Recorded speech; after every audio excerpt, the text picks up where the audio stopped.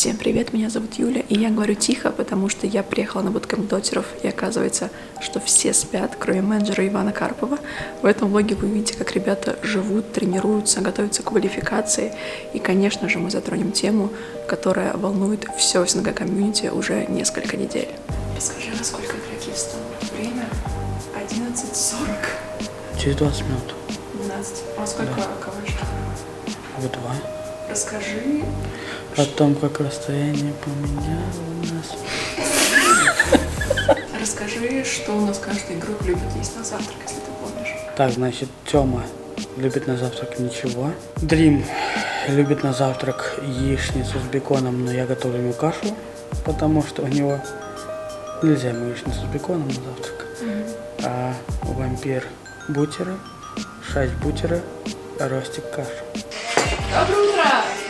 Доброе утро. О, привет. Алло. Не снимай. Не, ни хера.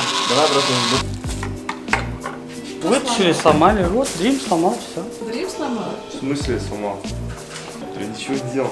Как стать менеджером? Я не знаю. Ростик, ты знаешь? Так это ты подумай. Нет, Я тебя Ростик. вопрос- Ну ты знаешь? Как стать менеджером? Да. Ну ты подумай. Да нужно уметь находить контакт с людьми. Как тебе? Иван, ты умеешь находить контакт с людьми? Конечно. Ну вот, видишь, одно из первых правил. Ну как вы думаете, что вообще менеджер делает? Какие у него задачи? Я знаю, как... Тихо! Как стать стримером. Ну, стримером стать не сложно. Рассказать? Как стать стримером? Да. Давай. В общем, нужно играть сначала в команде, а потом сказать, что ты уходишь в другую. Итак, что делает менеджер, на твой взгляд? Готовит. Готовит? Да. Это повар. Вкусно, кстати. Ты уже играл с нашим Ярославом в прошлом году, но с другими игроками. Как тебе эти игроки? На дистанции будет видно. Только играем несколько дней. Это кашка с бананами. А что делает менеджер? Приносит еду. Приносит еду всем? Шарять, как этот... Джокер. Я приступы смеха. Тебе не смешно. Почему ты ешь кашу? Здоровый образ жизни, видимо. Healthy way. Как ты отдохнул после Буковеля? Отлично. Как вообще тебе Буковеля? Как тебе ваши выступления? Можно было получше. Там было очень круто. Пейзажи там очень красивые. Потому что горы, ты просыпаешься, у тебя там вид. Все катаются на лыжах, на сноубордах. Очень атмосферно было. А ты в доту, да? Как вы вообще расслабляетесь, когда у вас каждый день либо КВ, либо матчи? Мы не устаем.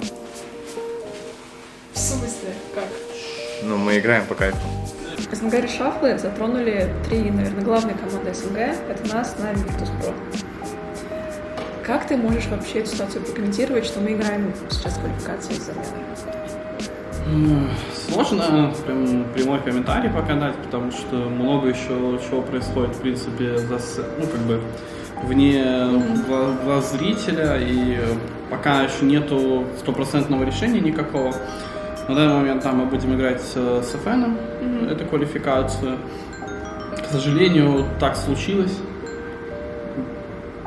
Одна организация попробовала сделать себе состав очень сильный, но пока все застопорилось вот на данной стадии.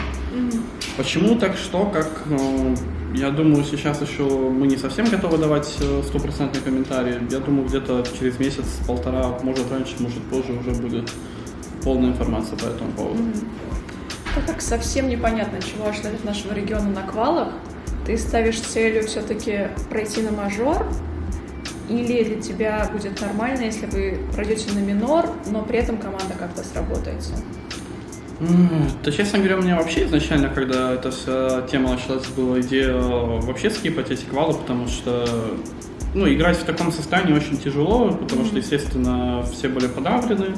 Но, с другой стороны, мы понимаем, что все же мы вроде как ребята скилловые, и у всех точно такая проблема, как у нас, поэтому решили сыграть, потому что тоже АФКшить почти 2 месяца, это не самое такое приятное решение даже с точки зрения там хорошо или плохо, потому что ну, просто сидеть, ничего не делать, это ну, достаточно скучно. Деградация. Цель, ну, естественно, все равно всегда хочется самый лучший результат, то есть, соответственно, выйти на мажора, а дальше уже смотреть.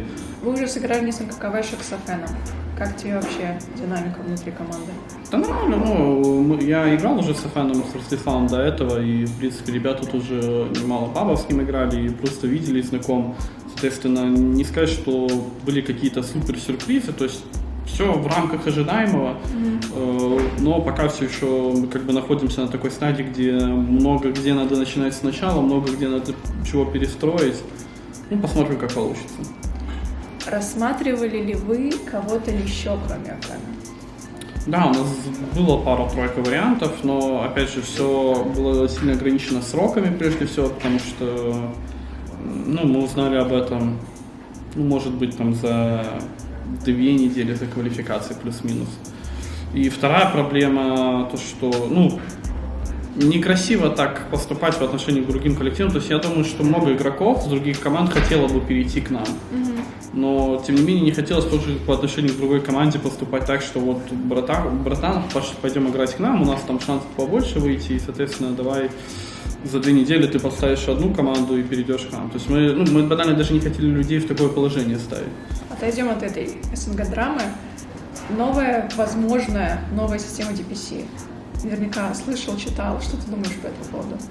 Хоть я, по-моему, уже как года 3-4 ротовал то, что, ну, по крайней мере, в закрытых кругах, там, с медийными личностями говорил о том, что было бы круто, если бы нам переняли систему КС, потому что она, ну, обладает 2 большими плюсами. Первое, это тир-1 команды получают, во-первых, инвайт на сам турнир, то есть не нужно играть в квалификации. Хоть, с одной стороны, это как бы несет небольшой минус для как бы тир-2 команд, ты не получаешь дополнительную практику с тир-1 командами, но, как правило, на квалификациях тебя это скорее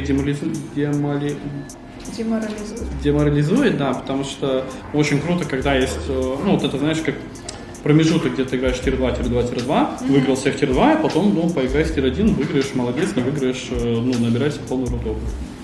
Если я правильно поняла, миноры заменятся на эти вот региональные внутренние лиги.